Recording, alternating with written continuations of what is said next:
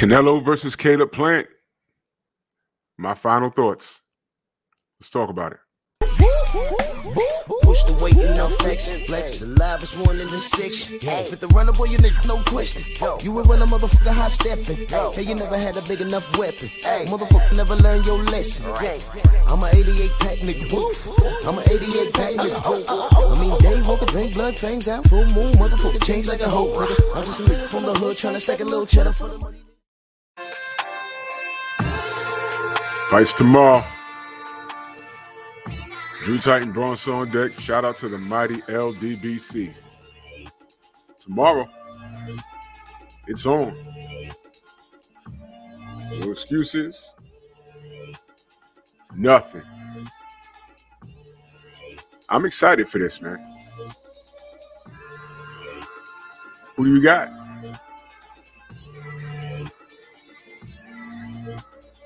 You know, this is boxing. It could go in any direction. I always said that. I'm reading different things. I'm seeing a lot of fans' reaction. You can tell which ones are emotionally driven. That's code for racist.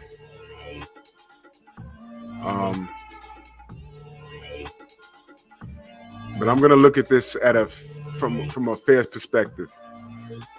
At no point, you will ever hear me say Canelo lacks skill. I say a lot of things about him, but let's leave that out of this conversation. The other things. Canelo's skill set is on the moon. That doesn't mean he's unbeatable. That doesn't mean that he doesn't lose rounds. What makes a fighter close to complete is after they lose a round, they make proper adjustments during that round so that the next round is fixed. And whatever their opponent was doing prior, now they are forced to think outside the box because whatever they were doing just got nullified with whatever it is. Floyd Mayweather Jr. was a master at it. And Canelo's becoming pretty damn good at it. He's a thinker in the ring. He's a superb boxer. Doesn't have the fastest feet in the world, but very difficult to hit him in the head. His upper body movement is superb. It's superb. Now, before I forget, he can fight off the back foot. He can fight off the ropes. His counter punching is out of this world. His body work, out of this world. Canelo Alvarez is a superb boxer. Superb. With respectable power. Very respectable. One mistake, and he will ruin you. Ask Amir Khan. He will ruin you. Now, in saying that, and I'll start with Amir Khan, we also know what gives Canelo problems. Footwork. Because his footwork isn't the best. Footwork gives him a problem. If you can take his punch, you will give him a problem.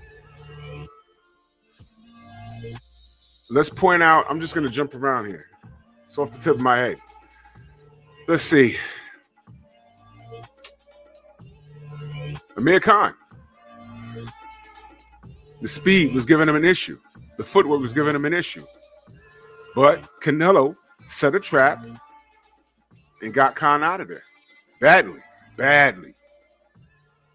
Austin Trout. The footwork, jabs, was giving Canelo all kinds of problems. But Canelo, the professional that he is,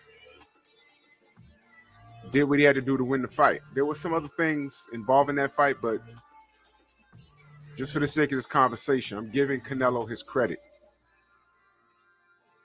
He dropped Austin Trout, I forget which round, with a jab.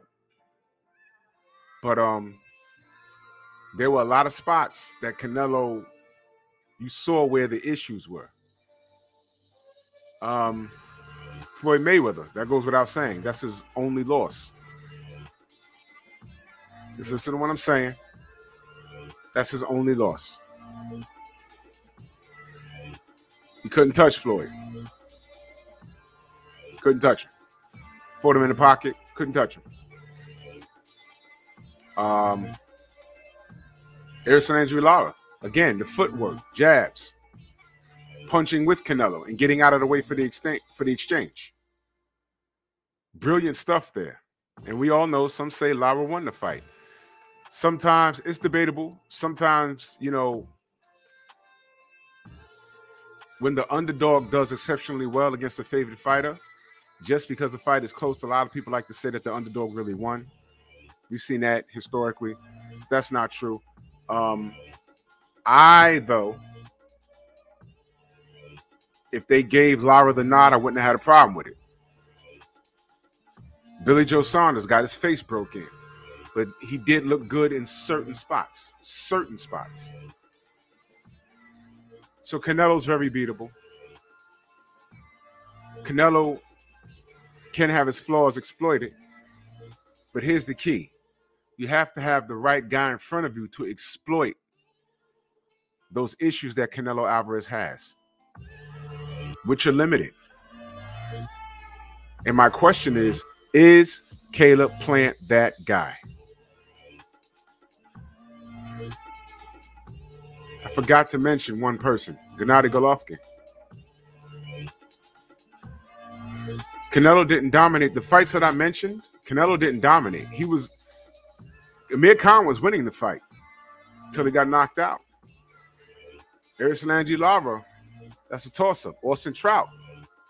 Some say the knockdown made the difference. Miguel Cotto, that was a close fight. Floyd Mayweather, he lost.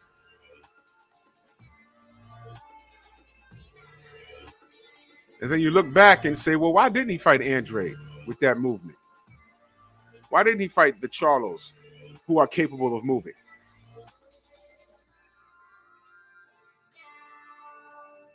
And then he went on to fight these Liam Callums and things of that nature, and it was major raise your eyebrow. So Gennady Golovkin, who could take his punch, was never in any trouble, but got outboxed in a lot of rounds, and Canelo did enough to get a draw in the first fight, and in my opinion, clearly won the second fight. It was clear. But he never hurt Gennady, so he could take his punch. And Canelo knew, look, I don't want to get hit clean by this guy because, like him or not, Gennady Golovkin has power. So we know it gives Canelo issues. So is Caleb Plant that guy to provide those issues? He has footwork. And in my opinion, he has respectable power. This is 168. This isn't 154. This ain't 160. This is 168. And I know. Canelo knocked out Kovalev at 175, but I stand on it when I say Kovalev was a wounded animal. I stand on that. Kovalev also said, yo, man, fight me after adequate rest. Let me have a full real camp. Whatever. And y'all know I'm not a Kovalev fan. Y'all know that. Why didn't he go up to fight Bivol or Beterbiev? Don't know. He was just running around collecting belts. Legacy padding, what I call it. But not to deter from the point. Is Caleb Plant that guy to provide those issues that can provide the looks that give Canelo Alvarez these issues? Is he the guy? Caleb has footwork. He has respectable power. He's going to be punching downward. Remember, he's the bigger guy. Sonny Liston and Ali. I know. Oh, man, are you comparing this to Sonny Liston and Ali? No, but hear me out. It wasn't until Ali got in the ring when he was Cassius Clay and faced off with Sonny, they realized, they said, yo, wait a minute, we got the bigger guy. Ali, 6'5", 82-inch reach or something crazy like that, light on his feet. Respectable power. Remember, Sonny Liston was the knockout artist, knocking out people with jabs, knocking out front teeth with jabs. His jab was like a straight right hand. And he was mean. For those of you that don't know, research it. Cassius Clay was supposed to die in the ring that night. And he beat Sonny twice. He beat him twice, made him quit once, knocked him out with the Phantom Punch in the second fight, which wasn't really a Phantom Punch. It's a punch that landed. Is this that situation? Well, we're going to go ahead and say no because that's the popular thing to say. But this is boxing. Can Caleb go in there and shock the world? And if he's triumphant, is it really a shocker? You hear about Liston and Ali, it's not a shocker. But I spoke to people that lived through that era, and they said, no. Cassius Clay was supposed to get his behind handed to him that night. It just didn't happen. Caleb has a lot of tools. It all falls down to execution. He has better footwork. He has respectable power. He has length, and I think he has all the tools to keep Canelo honest. But Canelo has been under these lights before. This is another day in the office with him. And he's a little pissed off going into this. I don't know whether that's a good or a bad thing. But what's also noticeable is that Caleb Plant, he doesn't seem moved. He's not starstruck. He doesn't care. It's another day at the office for him also. That's what I'm reading. The man has gone through serious life issues that have nothing to do with boxing. If you want to know about it, read up on it. And I think he's offended going in here that people don't give him a better enough chance. I just saw the betting odds. It's ridiculous. So I don't think that that's upsetting him. I do think that that is motivating him.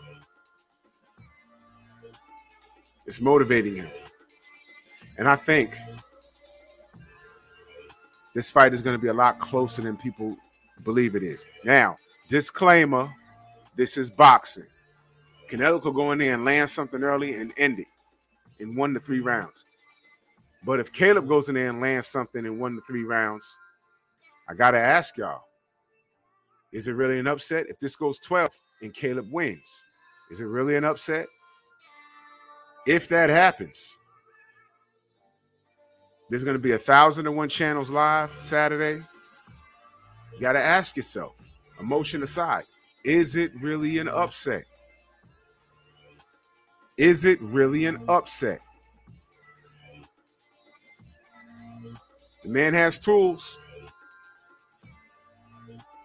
Are y'all writing them off because it's an easy win for Canelo, or is this just disrespect? Is the belief in Canelo genuine, or is there a mystique? Is there a mystique about him that you feel he's spoken so highly?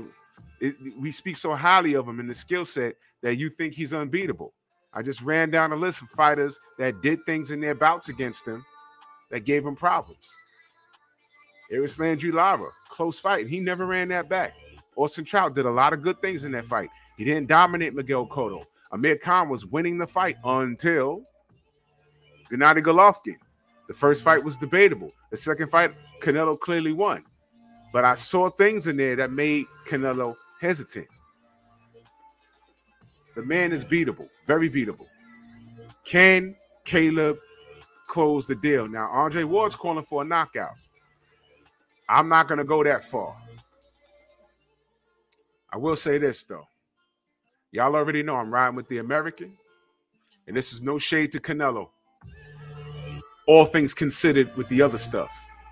But you'll never hear me say that Canelo's trash in that ring, because that's not true. That man can fight his ass off. That's not true. But I'm riding with the American.